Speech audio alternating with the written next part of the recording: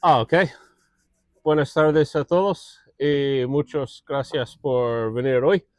Hoy vamos a hablar sobre políticos y pactos. Pero no estamos hablando de pactos políticos, sino políticos que hicieron pactos fáusticos aquí en Rancagua.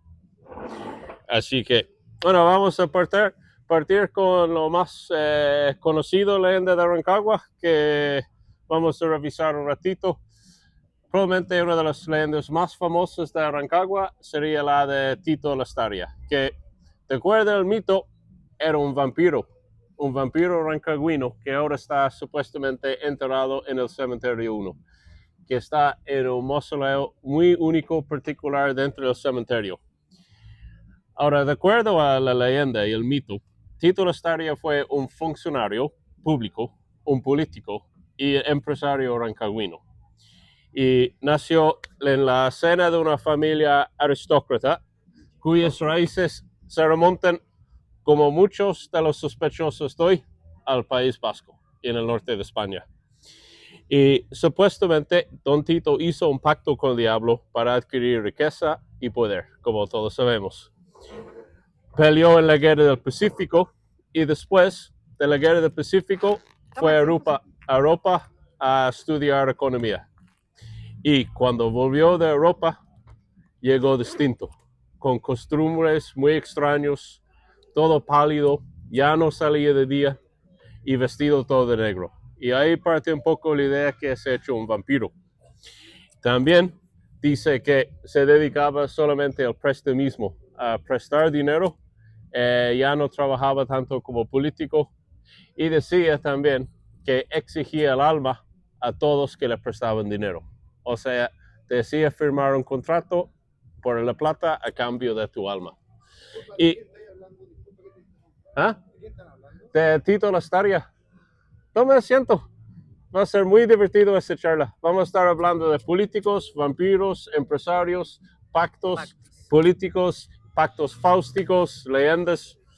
Es ser como hoy va a ser, vamos a anticipar el Halloween hoy. Así que toma asiento, va a ser bien divertido la charla de hoy. De San Juan. Estamos. Bueno, por algo siempre digo que para mí Chile es el Transilvania de Sudamérica. Y hoy vamos a saber un poco más por qué. Así que cuando volvió Tito, ya no era lo mismo. Era más pálido, ya no salía de día, solo salía de noche vestido de negro y exigía el alma a quienes le prestaba plata. Pero también dice que le gustaba bastante las cariñosas y que bebía de la sangre de las cariñosas. Y las cariñosas que le atendían desaparecían el día siguiente. Así que también tiene esa fama de desaparecer las trabajadoras sexuales del pueblo. Pero además dice que supuestamente tenía un trato muy fuerte y cruel con quienes le debían plata y con quienes trabajaban por él. Y hasta que un día la gente se aburrió de su crueldad, de sus abusos y de su trato, y dicen que la gente la linchó, que la encadenaron dentro del ataúd vivo y que pusieron el ataúd en el mismo mausoleo que él mismo había mandado a construir cuando era administrador del cementerio. Y estaba tan enojado al estar enterrado vivo que dijo, cuando caiga la cuarta cruz que está encima de ese mausoleo, yo voy a salir de ese mausoleo y voy a cobrar las almas a todos que me han pedido favores, a todos quienes me deben plata y a los descendientes que todos que me enterraron aquí vivo. Así que la reenterraron ahí y después supuestamente se olvidaron de Tito unos años, hasta que unos años después, unas décadas después, por motivos del ciclo económico que había aquí en Rancagua, las trabajadoras sexuales mismas estaban pasando una crisis y a uno se le ocurrió pedir protección y prosperidad al mismo Tito a su mausoleo, a cambio de mantener limpio y ordenado su mausoleo. Entonces una de esas señoritas se fue al mausoleo y le pidió a Tito, por favor, protégeme, dame prosperidad para mí, para mis amigas, para la cabrona de la casa, para que nos vaya bien, para así prosperemos. Y resultó. Entonces, de ahí parte un poco que su tumba se convirtió en animita. Y ahí comienza toda la tradición de que la gente va a ir a su animita, a su mausoleo, a pedir sus cositas, a hacer sus mandas, y él cumple. Pero las personas que piden también caben dentro de su promesa. Cuando caiga el último cruz, Tito va a cobrar también el alma a ellos también, todos que tienen una placa ahí. Así que yo tengo una doble deuda con Tito, una doble ya. Yo tengo 2 placas ahí. Pero lo interesante es que en la época en que supuestamente fue enterrado vivo Tito Lastaria, fue en la época en que el alcalde de Rancagua fue un tal Juan Nicolás Rubio, que vamos a escuchar un poco más tarde también, que tiene sus cosas interesantes. Y también porque el Tito Lastaria sigue ahí, porque sigue concediendo favores cuando supuestamente el diablo le llevó. ¿Por qué? Porque Tito no se enterró bajo tierra. Y muy parecido con el caso de Martín Busca en Valparaíso, supuestamente el acuerdo de Tito Lastaria era cuando esté bajo tierra, el diablo va a cobrar su alma.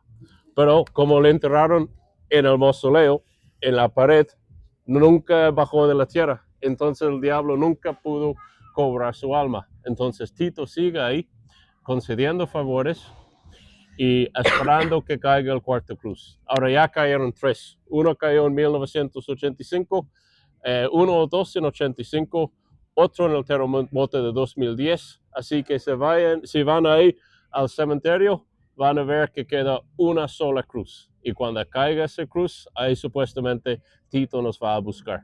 Por eso yo creo que lo embovedaron su tumba. Ahora está sellado. Yo creo porque saben que falta una sola terremoto y ya va a salir Tito a cobrarnos a todos. Así que esa es la historia de Tito Lastaria. Pero también hay otra historia muy interesante acá en Rancagua, que es del Castillo Butrón. No sé si conoce el castillo. Sí. Eso sí, vamos a hablar del castillo, que es probablemente la casona más embrujada de Rancagua, si no uno de los más embrujados de Chile. Ahora, la casa patronal, que es el Castillo Butrón, fue construido en 1903, 1904, el primer piso y los cimientos. Pero la familia Butrón llegó a Chile más o menos por 1915. Adivina de dónde llegaron. Del País Vasco. Del País Vasco. ¿Eran piratas? Y el hijo, con sus 19 años, el hijo de la familia Butrón, Francisco, adquirió el terreno y amplió la casa, puso segundo piso, tercer piso, etc. Y instaló la cúpula en 1948 en el estilo andaluz, que es bastante característico de España. Y se fijan, van a notar que el antiguo centro español de Rancagua tiene el mismo estilo. Fue porque el padre de Francisco Butrón fue el primer presidente del Centro Español de Rancagua. O sea, el padre se llama Gerardo Butrón, él fue el primer presidente del Centro Español, se trasladaron acá. ¿Ah? se trasladaron del Centro Español hacia la nueva sede en 1948 más o menos también. En el mismo estilo, está construido muy parecido al estilo del Castillo Butrón de Rancagua. Pero, ¿qué tiene ese ver con pactos? Bueno, supuestamente Don Francisco también se hizo un pacto con el diablo, dicen.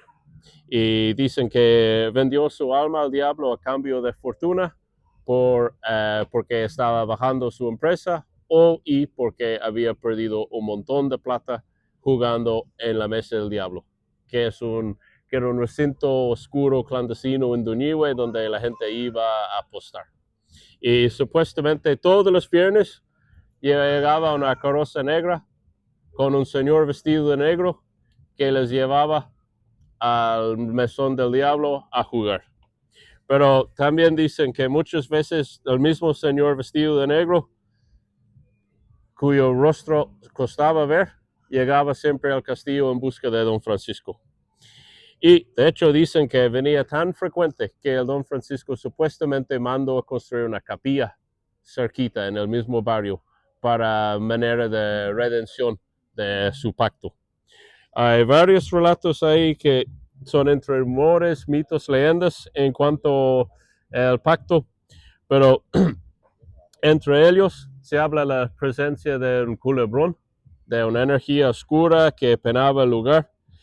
Algunas personas todavía dicen que el mismo diablo vive ahí en el castillo todavía y que llegan jinetes oscuros de noches recorriendo la zona.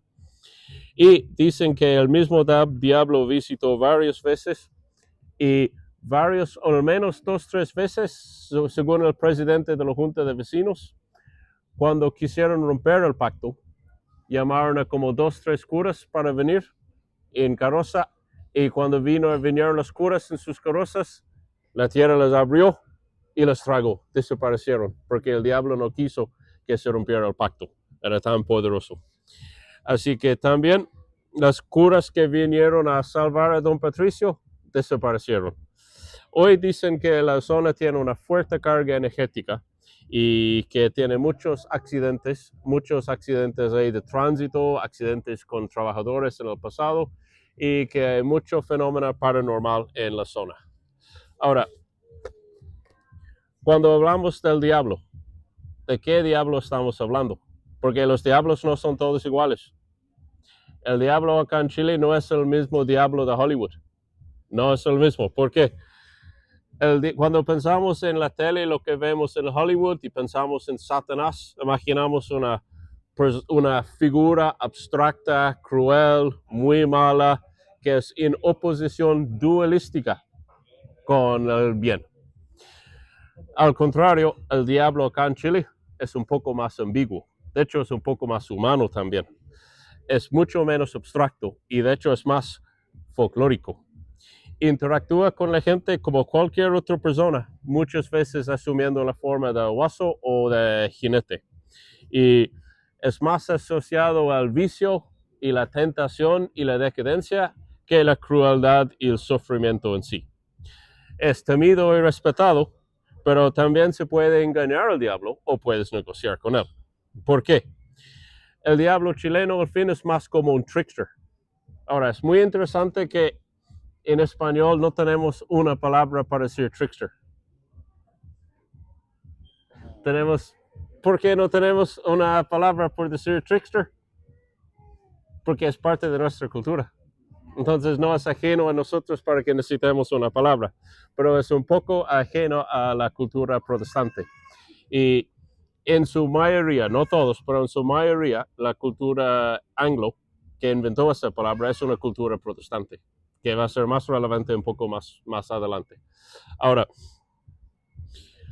como dije, el diablo acá es más como un trickster, como un juguetón, medio estafador, pero juguetón, que una persona o un agente malvado.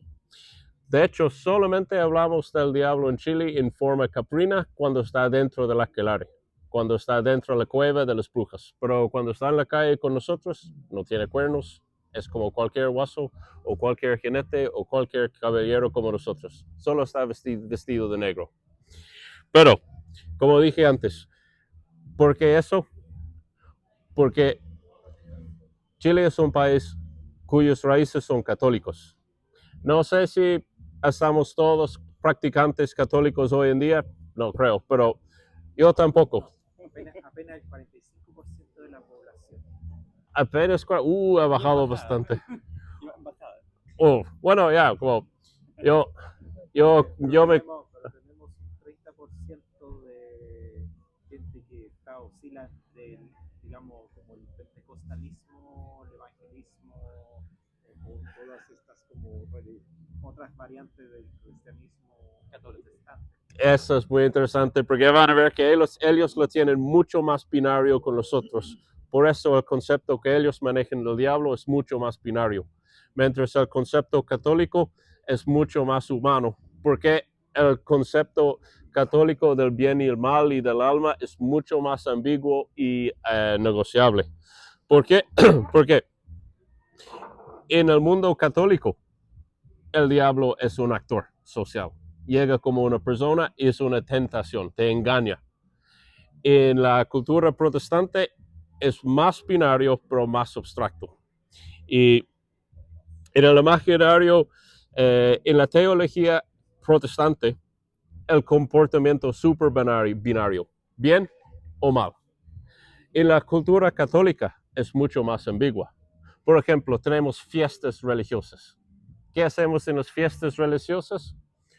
Bailamos y tomamos alcohol en nombre de los santos. La pasamos bien. La pasamos bien, sí, exactamente. Entonces hay una cierta ambigüedad ahí. Y también en la teología católica tenemos no solo la fiesta religiosa, también tenemos la confesión. O sea, yo te puedo matar a ti mañana, robar a ti el día siguiente y después ir a la confesión. Y después estoy libre de mi pecado. Los protestantes no tienen eso, no tienen esa ambigüedad. Además, ¿quién sabe lo que es la contrición? La contrición es cuando estás a punto de morir y te arrepientes. Tenemos la contrición perfecta y imperfecta. Los protestantes no tienen condición. No, exactamente, no tienen. ¿Eres bueno o eres malo? Mientras los católicos tenemos la contrición perfecta, es como, oh, yo lo hice mucho mal a Pablo, realmente me arrepiento, Dios perdóname, voy al cielo. Pero también tenemos la contrición imperfecta. ¿Y qué es eso? Chuta, yo robé el laptop a Nico, lo vendí en $1,000,000, pero tengo miedo de que vaya al infierno. Por favor, perdóname. Y igual te va al cielo con eso, con la contrición imperfecta. De hecho, por eso los luteranos se separaron de la Iglesia Católica, porque pensaron que era ridículo que uno podría pecar y arrepentirse solo por miedo al diablo, que en vez de culpa. Entonces eso ya es como el comienzo del esquismo en Europa que se hizo. Así que, ¿quién sabe qué es el purgatorio? Donde van las almas a como en una especie de limbo que no es el infierno. No es el infierno y no es el cielo, es entre medio. Ahora, según la teología católica, casi todos vamos al purgatorio. Hasta que nos aprendimos la lección, ahí pasamos al cielo. Así que cuando uno es no tan malo, pero no bueno, van al purgatorio. Así que nos vemos todos en el purgatorio. Pero los protestantes no creen en el purgatorio, no tienen eso, no existe. Entonces ya lo que es bien o mal en el catolicismo y el mundo católico es mucho más ambiguo, mientras para los protestantes es muy binario. Por lo tanto, el diablo suyo es muy binario. Y el diablo nuestro, porque yo me creo católico, es un poco más flexible, ambiguo, negociable. Y el diablo chileno es un diablo católico. Entonces, como el alma es negociable en la teología y la práctica católica, las historias de los pactos siempre vienen de los países católicos. De hecho, en la cultura europea, todos sabemos la historia del pacto más famoso, que era de Fausto, que era un alemán. ¿Era católico o protestante? Adivina. Era católico. ¿Por qué? Porque Fausto hizo el pacto justo antes de que el Martin Luther hizo la reforma de la cual surgieron las iglesias protestantes. Así que Fausto era un católico porque hizo el pacto antes de que existió las iglesias protestantes. Así que hasta esa historia del pacto fáustico de Fausto es del imaginario católico. Pero no es la primera, no es lo último y ni siquiera es el menos importante. Ahora también, hablando del diablo acá en Chile, no solo por ser católico es como es, pero también comparte muchas características de otro diablo, del diablo español. El diablo en España es muy parecido al diablo acá en Chile. De hecho, es tan trickster en España, es tan que muchas veces las palabras que tienen en Galicia son sinónimos con las palabras que tienen para duendes. O sea, los gallegos no distinguen entre el trasco y el diablo. Para ellos son casi lo mismo, porque ellos ven al diablo como medio como chanta, simpático, carismático, seductor. Y no sé si algunos de ustedes han escuchado la historia del Piedra del Diablo en Machalí. ¿Sí? Y supuestamente esa historia llegó porque el diablo estaba construyendo un puente y vio que hubo una procesión, se enojó, tiró una piedra grande y esa es la piedra del diablo. Pero ¿saben en qué más? ¿En qué otro país donde existe un diablo que construye puentes? En España, más que todo en Cataluña, pero en España es una tradición que el diablo construye puentes, que hace acueductos, todos. Así que ahora vamos a hablar un poquito más del concepto del pacto fáustico, el concepto en sí. Así que como ya hemos establecido, el concepto del pacto fáustico es de origen cristiano, más que todo católico, y viene de la racional, de la idea de la filosofía, que todo poder que no es de Dios debe ser del diablo. Por lo tanto, alguien que tenga poder, que no se identifica como cristiano, debe por sí ser diabólico, satánico, etc. De acuerdo a la mentalidad un poco cuadrada que tenía la iglesia en esa época. Y el primer pacto fáustico, de hecho, fue en el siglo X. Fue por un cura católico en el siglo X en Turquía, en una ciudad que se llama Adana. Y fue un señor que se llama Teófilo. Y él hizo pacto fáustico porque quería ser obispo. Quería que le ascendieran a ser obispo y le hizo un pacto fáustico. Pero ni siquiera es el más icónico ni el más fundamental en la cultura ibérica ni en la cultura iberoamericana.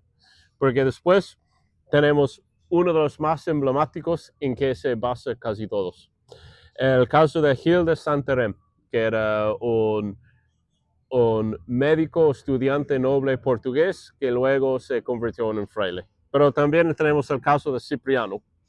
Cipriano era un mago hechicero de Turquía que luego se convirtió al cristianismo. Y también obviamente tenemos, como repetí antes, como dije antes, el caso de Fausto. Y también otros textos muy importantes que tenemos en Europa desde el siglo XV, XVI.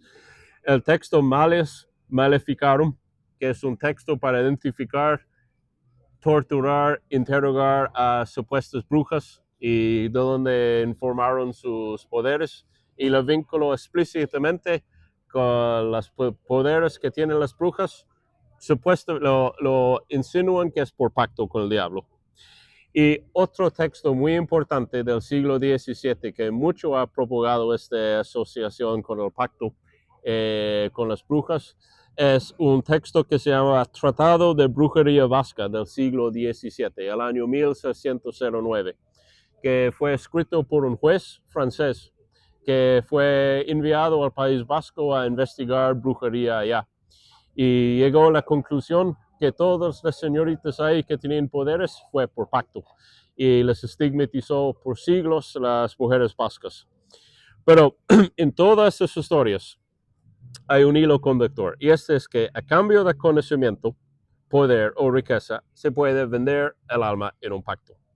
Ahora tenemos el clásico más arquetípico que es como el sabio frustrado o el sabio insatisfecho, como Fausto, como Gil de Santarém, que quieren más conocimiento y hacen pacto por más conocimiento.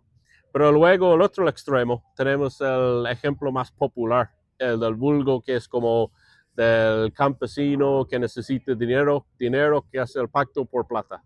Ahora, en la realidad, no es una dualidad ni binario, es más un continuo. Entonces, igual casi todos los casos son entre los dos polos. Los casos que vamos a ver acá en Chile van a ser como entre los dos. Ahora, ¿cuál es la historia fundamental de los pactos en la cultura ibérica que tiene repercusiones aquí? Es la historia de Gil de Santarém. Gil de Santarém nació en Portugal de una familia noble, que va a ser muy resonante después, de una familia noble y decidió estudiar medicina en París y de hecho pasó por Toledo en España. Y mientras estaba de paso por la ciudad de Toledo, se topó con un señor muy elegante, muy carismático, que le invitó a estudiar bajo su tutelaje personal en las cuevas subterráneas de la ciudad por 7 años a cambio de su alma. Entonces, Gil de Santarém aceptó. Estudió las artes mágicas o la magia negra, supuestamente, con el diablo en las cuevas subterráneas de Toledo por 7 años. Estaba ahí 7 años, se tituló de esta Universidad de Magia del Diablo y luego fue a París a estudiar medicina. Y le ha ido tan bien en París, salió excelentísimo como alumno en París y luego llegó a practicar medicina y llegó a una fama a nivel continental por su capacidad milagrosa de curar y sanear a las personas, que se ha hecho muy famoso hasta que un día un guerrero le apareció de noche. Un guerrero con una espada le apareció y le dijo: Gil de Santarém, tu tiempo ya está acabando. Ya tienes que arrepentir, porque si no, te vas a morir y vas a quedar en el infierno para siempre. Así que, ¿qué hizo? Lo que hacemos todos los católicos arrepentidos. Buscó e imploró a la Virgen María, se arrepintió del pacto y se convirtió en fraile y se salvó. Así que, después, este es el primer pacto fáustico icónico en la península ibérica, que vamos a ver repetido en otras historias de escuelas mágicas y pactos que van a ser muy relevantes en la cultura chilena, en la historia chilena, en la mitología chilena, porque muchas veces aquí se replican. Así que, si Gil de Santarém fue el primer pactado que estudió magia negra en las cuevas subterráneas de Toledo, esa fue la primera historia que después se repitió con Cipriano. Cipriano era supuestamente un turco que trabajaba como hechicero y que se convirtió al catolicismo, se arrepintió y se convirtió en obispo y murió como mártir. Y ese fue en el siglo III. Pero años después se le agarró la leyenda, o se agregó la leyenda, que a pesar de sus años en Turquía, Mesopotamia, Egipto, Persia, también dice que pasó un año estudiando la magia negra en España. Pero en Toledo no, sino en la ciudad de Salamanca. La ciudad de Salamanca tenía la fama de ser una ciudad universitaria con mucho movimiento e influencias de los moros, de los judíos, pero también era como un centro de conocimiento y estudio. Ahí supuestamente en las grutas subterráneas, en las catacumbas, impartía clases de magia negra el mismo diablo. Así que dice que San Cipriano, antes de arrepentirse, estudió la magia negra en esa misma escuela en Salamanca, en España, bajo el tutelaje del diablo. Y dicen que los apuntes mágicos que él hizo, todos sus apuntes, fueron la base de ese libro, el grimorio más famoso de Latinoamérica, Iberoamérica y la península ibérica, el libro de San Cipriano. Y basado en esos apuntes, que así en 20 volúmenes eran tan extensos, basado en las partes de esos apuntes salió el libro de San Cipriano después. Y dicen que todavía sus apuntes originales, que hacen 20 volúmenes, están en el Catedral de Santiago de Compostela en Galicia, escondido ahí bajo llave. Pero dicen que él estudió bajo el diablo, que aparecía en forma de sacristán y que enseñaba la magia negra, y también que los cursos del diablo en Salamanca también duraban 7 años y que cada curso se componía de 7 estudiantes. Así que de nuevo tenemos el número 77 y esto va a ser más relevante más adelante. Y llegó a ser tan famosa la ciudad de Salamanca por su escuela de magia negra, que de hecho se inspiró unas obras y unos poemas y dramas por el mismo Miguel Cervantes, que se llamaba La Cueva de Salamanca. Y llegó a ser tan famosa o tan mala fama que la misma reina Isabel I, la reina española, la católica, la clausuró. Tapó la cueva para que nadie siguiera ahí estudiando la magia negra bajo el diablo. Así que después estaba una iglesia encima de esa cueva. Y esa iglesia, adivina cómo se llama la iglesia. Sí, la iglesia de San Cipriano. Así que, y esta iglesia estaba ahí hasta más o menos siglo XV. y ahí se derrumbó. Así que el único que queda ahora de la cueva de Salamanca y de las escuelas de Salamanca es una pequeña cripta que se encuentra en la antigua muralla de la ciudad.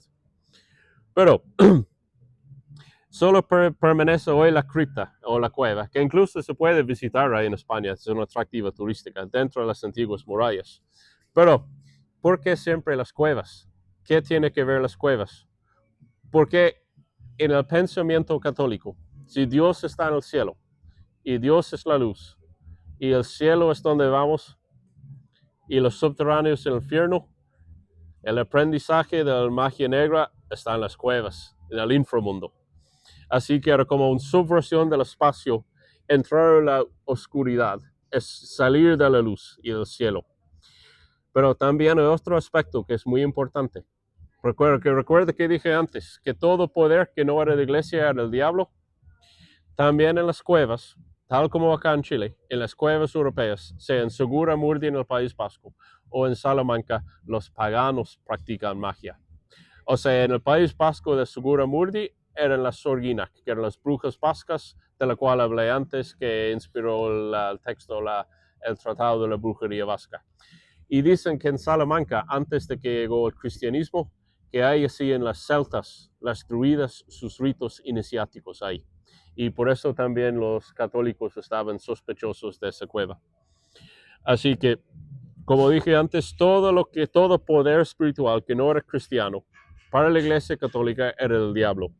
Así que todo lo pagano era el diablo. Y todo el poder que tenían, para ellos era el producto del pacto fáustico o del trato con el diablo. De hecho, en estricto rigor, la palabra mago y brujo son distintos, porque el mago es alguien que tiene el poder innato, pero la palabra brujo o bruja supone un pacto, que esa persona llegó a tener ese poder por pacto, en estricto rigor. Así que cuando alguien habla en España de brujos del siglo XVII, están insinuando que ese poder llegó por pacto. Y de hecho, cuando tildaron a las chamanas paganas de brujas, igual están insinuando lo mismo. Así que en esa época, las sacerdotisas paganas vascas, que se llaman Sorginac, los sacerdotisas chamanes gallegos, que llaman megas, los druidas, todos los que no eran cristianos eran tildados de brujos y brujas. Y muchas veces encima sobreimpusieron en la iglesia, tal como hicieron en la cueva de Salamanca, pusieron en la iglesia, e incluso en Chiloé. Si vas a Kikaví o vas a Colo, donde hay cuevas de brujos, la iglesia misma sobreimpuso una iglesia. Así que, además de la reconstrucción de las iglesias y de tildar los machis, los calcus, los druidas, todos de brujos, tildaron a cualquier cueva donde practicaba ritos chamánicos de Salamancas. Y cuando llegaron los españoles acá a Chile y vieron que los mapuches igual practicaban sus ritos en las cuevas, les hacían el mismo trato. Brujos, salamancas y los calcus y los machis la asociaban con poder del diablo. Y de ahí salió mucho de los procesos judiciales como Chillán y Concepción en el siglo XVII y XVIII. Pero igual volvemos un ratito al barrio del número 7. Tenemos 7 años, 7 estudiantes en las cuevas de Toledo y Salamanca. ¿Por qué el número 7? Porque los católicos estaban fascinados con el número 7. Son 7 los sacramentos católicos, son 7 los pecados capitales, son 7 las virtudes. Entonces, para el catolicismo, el número 7 es muy importante. Por los protestantes, no tanto. Vamos a ver qué número tenían los protestantes más adelante. Es aquí que ahora pasamos un ratito de las cuevas y las escuelas de magia y vamos a hablar un poco de una de las tácticas más antiguas para salir de esos pactos, que es el vampirismo. Así que tenemos muchos mitos de vampiros en Europa.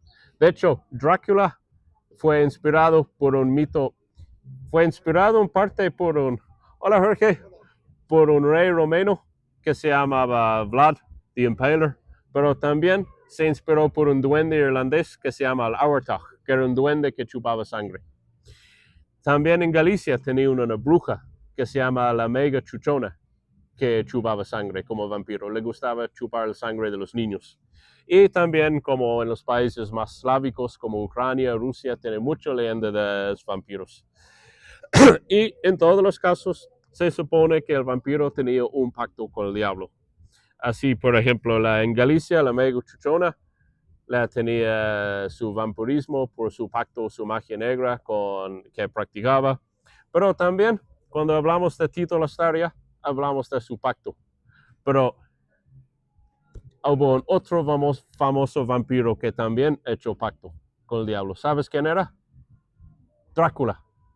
Drácula hecho pacto con el diablo. Supuestamente Drácula hecho un pacto con el diablo. Y también, tal como tenemos historias de cuevas y escuelas de magia, de las artes negras, bla, bla, también dicen que en el mismo libro Drácula, que Drácula aprendió la magia negra en un colegio infernal que se llamaba Scholomance, que era en las cuevas alrededor de un lago en Transilvania, que su nombre alemán era el lago Hermannstadt, no me recuerdo cuál es en rumeno, pero está en las montañas alrededor de las cuevas de ese lago, muy parecido a lo que dicen acá de Bichuquén. Y ahí aprendió la magia debajo del tutelaje del diablo. Pero hay una pequeña diferencia que vamos a ver un poco más ratito. Pero aprendió la magia negra por 10 años, no 7. Vamos a ver después. Así que también otra historia famosa que hay de vampiros, otra novela muy famosa de los vampiros, también escrito por otro autor irlandés, es Carmilla. Carmilla es como una de las primeras novelas vampirescas que aparecen en Europa. Y se trata de una señorita que se hace amigas con una vampira en Hungría. Y terminan teniendo una relación medio ambigua en que se enamoran y la vampiro la chupa la sangre. Pero igual era la Carmilla, también dicen, no explícitamente, pero se implica en el libro que ha hecho un pacto. Habla de sus votos muy estrictos que ella tomó, y estos votos fueron asociados por el cura que la investigaba por artes infernales. Entonces, igual incluso en Carmilla tenemos la asociación del pactos con el vampirismo. Y también, como sabemos, supuestamente también Tito Lastaria ha hecho un pacto con el diablo para poder y dinero. Así que, ¿por qué el pacto y el vampirismo? Porque el vampirismo es una manera de evitar cumplir con el pacto. Porque uno no muere. Si uno no muere, el diablo no te puede cobrar. Así que si uno toma sangre de otras personas y vive de manera eterna, al fin termina engañando al diablo. No te la puede cobrar. Así que, como dije antes también, algo muy interesante, Carmilla tenía una relación muy ambigua, de hecho sexualizada, con su víctima. Quien sea que ha leído Drácula, se notará que cuando Drácula ataca a una mujer, es de una manera muy sexualizada. Y también, como decimos antes, que Tito Lastaria bebía la sangre de las prostitutas de la ciudad. Entonces, igual siempre tiene ese elemento un poco sexualizado con el vampirismo. Y también hecho, aunque no sea un vampiro, igual es un caso muy relevante, pensando en Tito Lastaria, es el caso de Jack el Destripador, Jack the Ripper. Él era un asesino que asesinaba a las prostitutas en Londres. Y nadie sabe realmente quién fue. Pero lo que sí sabemos es que uno de los sospechosos era un ocultista que hacía muchos pactos.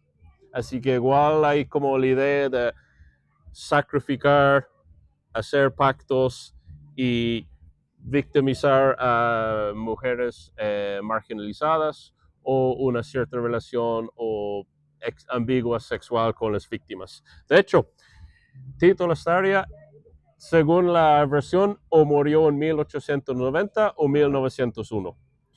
El libro Carmilla se publicó en 1872.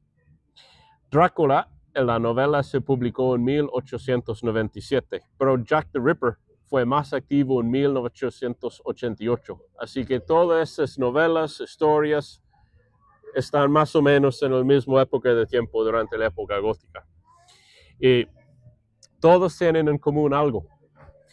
una persona de origen aristócrata o de la élite, cuyas víctimas con la cual tiene una relación sexualizada suelen ser marginalizadas, proletarias o clase media.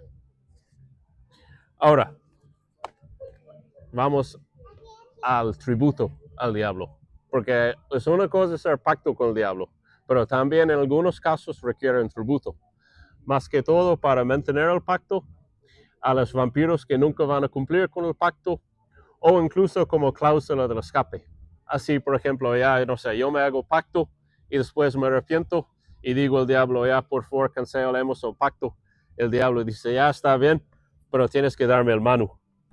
Así que entonces igual tengo que buscar otras almas para yo salir del pacto. Eso es muy común en el folclore europeo e incluso acá en Chile, que vamos a ver. Así que en las varias leyendas del pacto fáustico hay esta cláusula adicional que también sirve como cláusula de escape, y es la entrega de otras almas y o sacrificios humanos. En las cuevas de Salamanca, como hablamos antes, 1 de cada 7 estudiantes salió sacrificado. O sea, el diablo dijo, ya, 7 de ustedes van a estudiar conmigo, pero 1 de ustedes va a quedar conmigo para siempre como mi servidor eterno. Ahora, ese fue escogido a suertes y el pobrecito que quedó para siempre como servidor eterno, esclavo del diablo. Pero también en la escuela de Drácula, en el Scholomance, era 1 de cada 10. O sea, los protestantes te hacen descuento. Pero, ¿por qué? Porque si Bram Stoker era irlandés, y Irlanda es un país católico, ¿por qué Bram Stoker puso 10 y no 7? Porque Bram Stoker era un protestante. Era un protestante. Era irlandés, pero de la minoría aristócrata protestante.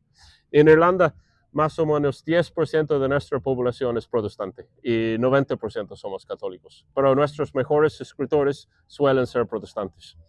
Así que Bram Stoker era un protestante y él tenía la mentalidad protestante. Entonces, en la escuela que él describió, que supuestamente era la escuela real, de acuerdo a la mitología romana, él puso 1 de cada 10.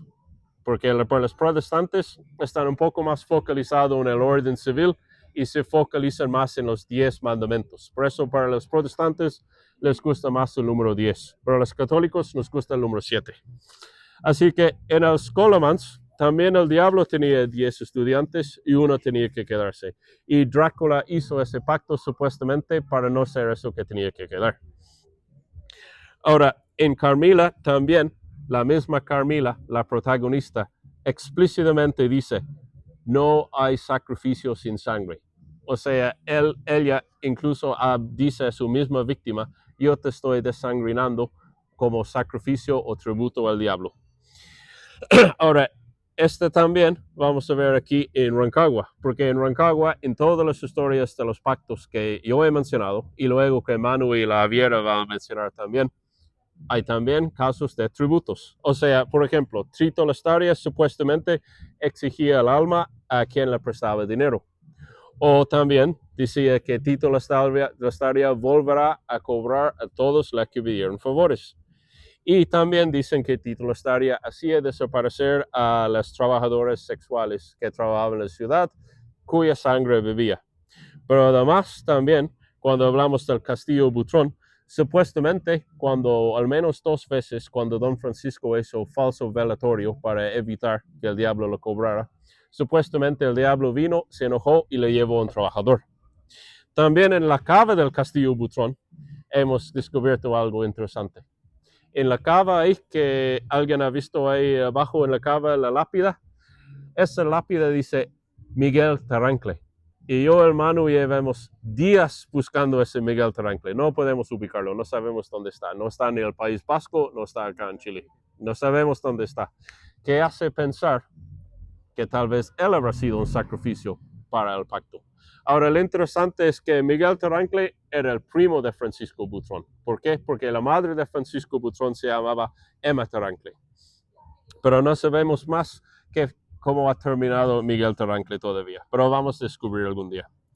También, en otro caso que Manu va a hablar más rato, el caso de Roberto Bajols, que era un empresario político famoso aquí de la zona de Rengo, dicen que él también hizo pacto y que cada año al menos un forastero que vino a trabajar en su negocio de madera desaparecía, así de la nada.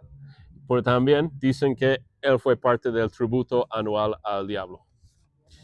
Pero el diablo no se conforma solamente con sangre, con sacrificios y con almas, no. También le gusta marcar a la gente que ha hecho pacto. Así que en toda la historia, tanto acá en Chile, tanto en Europa, el diablo tiene la manía de marcar a quienes ha hecho pacto.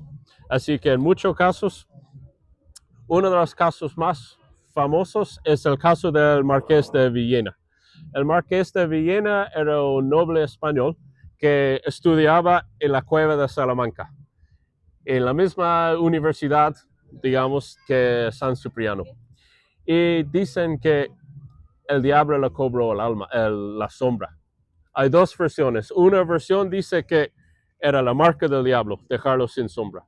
Otra versión dice que el mismo Marqués de Villena le tocaba ser el esclavo eterno, pero no quiso hacer y buscó escapar y escapó, pero el diablo le quedó con su sombra. También alguien que ha leído Drácula, sabrán que en la película, en la historia de Drácula, Drácula tampoco tiene sombra, porque quedó marcado por el diablo. El diablo le quitó la sombra y tampoco hace reflejo, porque también el diablo le quitó el reflejo. Así que ahora llegando de vuelta a Chile, ¿qué pasa cuando pensamos en Tito Lastaria?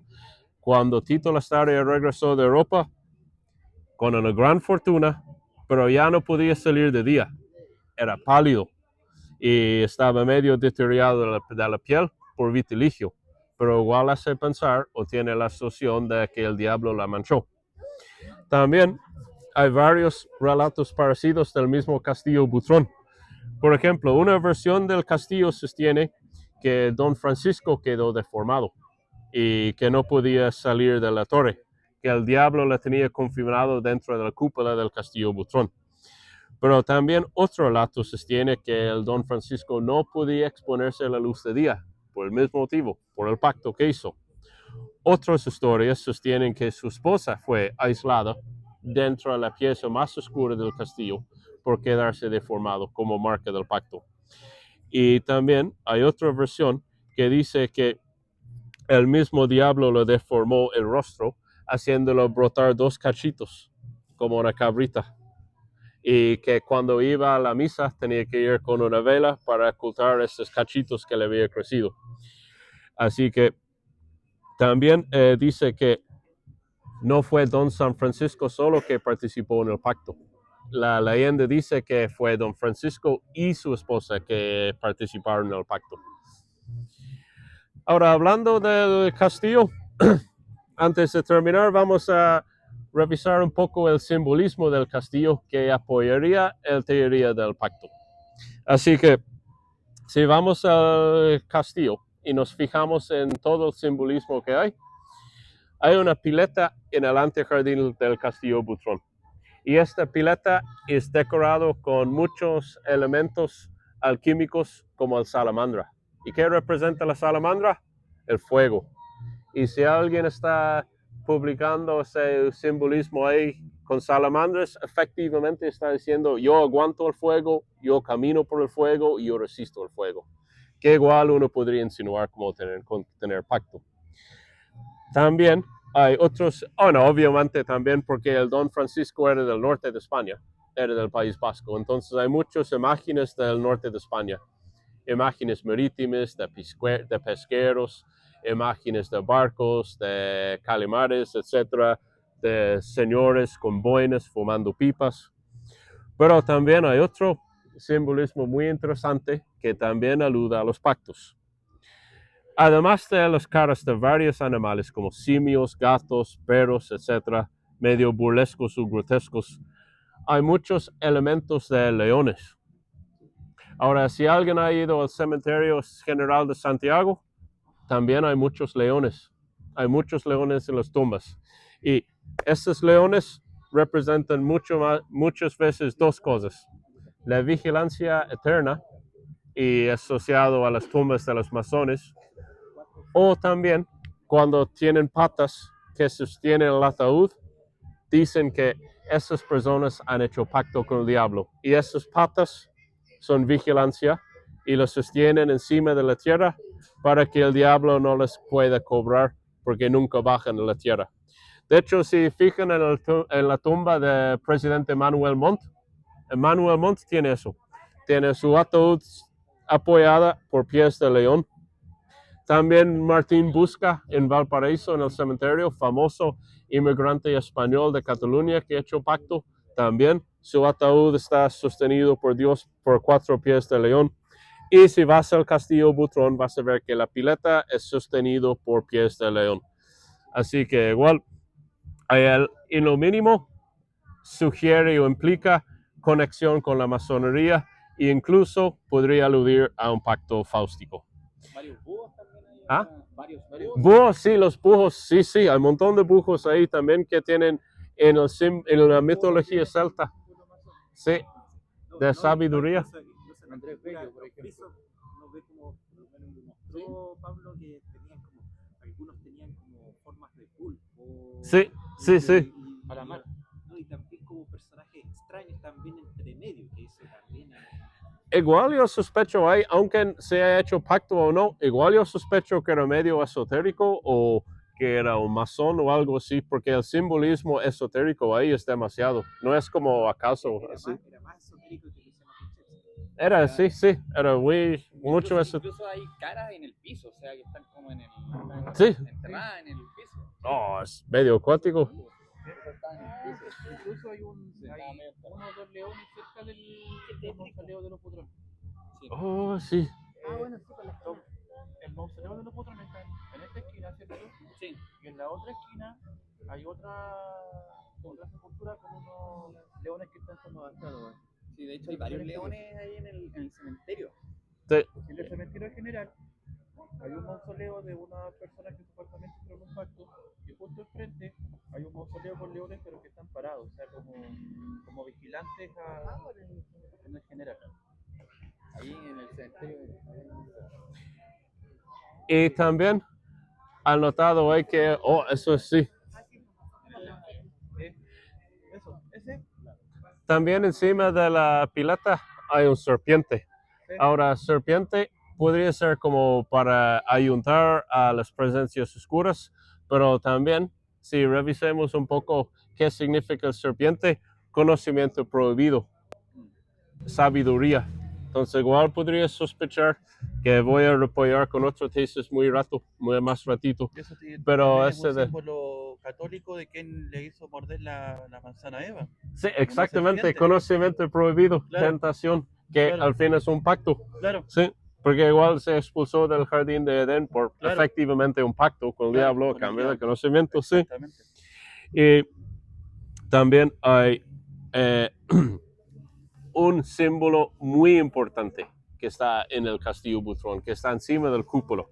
Si se fijan encima de la pileta del cúpula, encima de la cúpula, perdón, hay una veleta que es del dragón rojo. ¿Y qué es el dragón rojo? Viene del libro de San Cipriano. Ahí está el dragón rojo. El libro de San Cipriano es el grimorio brujil por excelencia europeo.